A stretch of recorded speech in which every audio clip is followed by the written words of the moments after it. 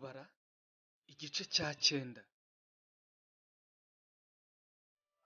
Andi mategeko ya Pasika. Uwiteka abwirira Mose mu butayu bwa Sinayi mu kwezi kwa mbere ko mu mwaka wa 2 uhereye aho baviriye mu gihugu cya Egiputa ati: kandi Abisirayeli baziririze Pasika mu gihe cyayo cyategetswe. Ku munsi wa 14 w'uku kwezi nimugoroba aba ariho muzayiziririza nk'uko igihe cyayo cyategetswe. Muzayiziririze mukurikiza amategeko yayo yose n'imigenzo yayo mwabwirijwe yose. Mose abwira Abisirayeli ngo baziririze Pasika. Bayiziririza mu kwezi kwa mbere ku munsi wako wa 14 nimugoroba bari mu butayu bwa Sinayi. Uko Uwiteka yategetse Mose kose aba ariko Abisirayeli bagenza. Hariho abantu bahumanijwe n'intumbi y'umuntu, ntibabasha kuziririza Pasika kuri uwo munsi. Baza imbere ya Mose na Aroni kuri uwo munsi, baramubwira bati: twahumanijwe n'intumbi y'umuntu, ariko byatuburiza iki gutambira Uwiteka igitambo mu gihe cyacyo cyategetswe hamwe n'Abisirayeli bandi? Mose arabasubiza ati: nimube muretse mbanze numva icyo Uwiteka ari butegeke ibyanyu. Uwiteka abwira Mose ati: bwira Abisirayeli uti: nihagira umuntu muri mwe cyangwa mu rubyaro rwanyu uhumanywa n'intumbi cyangwa uri mu rugendo rwa kure, nubwo bimeze bityo aziririze Uwiteka Pasika mu kwezi kwa 2 ku munsi wako wa 14 nimugoroba. Aba ariho bayiziririza, bayirisha imitsima itasembuwe n'imboga zisharira. He kugira inyama zayo baraza ngo zigeze mu gitondo, kandi he kugira igufwa bavuna. Uko itegeko rya Pasika ryose riri, aba ariko bayiziririza. Ariko umuntu udahumanye kandi ntabe mu rugendo akareka kuziririza Pasika azacibwe mu bwoko bwe, kuko atatambiye Uwiteka icyo gitambo mu gihe cyacyo cyategetswe.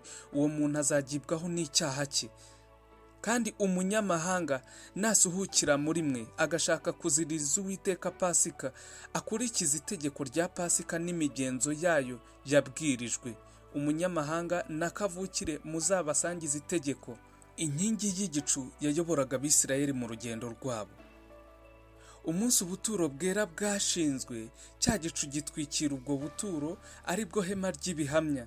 Kandi nimugoroba kiba ku buturo gisa n'umuriro kigeza mu gitondo. Uko niko byabaga iminsi yose, cya gicu cyarabutwikiraga nijoro kigasa n'umuriro. Kandi uko icyo gicu cyaterurwaga kuri iryo hema, Abisirayeli babonaga kugenda, kandi aho cyahagararaga akaba ariho Abisirayeli babamba amahema.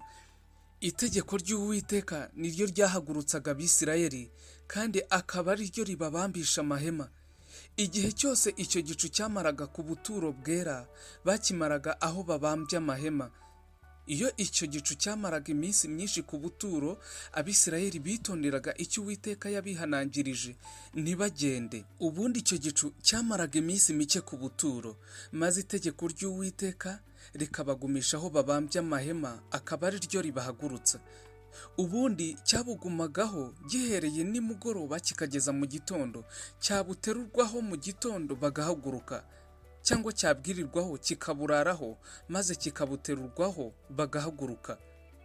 Naho yaba iminsi 2 cyangwa ukwezi cyangwa umwaka, iyo iki gicu cyatindaga ku buturo bwera kikabugumaho, Abisirayeli bagumagaho babambye amahema ntibagende, maze cyabuterurwaho bagahaguruka bakagenda. Itegeko ry'Uwiteka niryo ryababambishaga amahema, kandi akaba ari ryo ribahagurutsa. Bitonderaga ibyo Uwiteka yabihanangirije, uko Uwiteka yabategekeye mu kanwa ka Mose.